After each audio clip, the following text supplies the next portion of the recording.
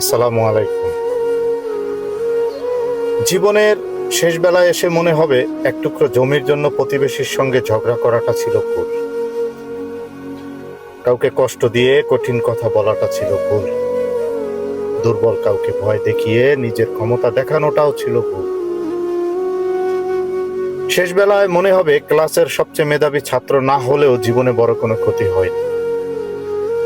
অনেক টাকা রোজগার করতে না পারলেও তেমন কোনো ক্ষতি হয়নি। জীবনের শেষ সময়ে কষ্টহীন একটুখানি শান্ত মৃত্যুই হবে সবচেয়ে বড় চাওয়া।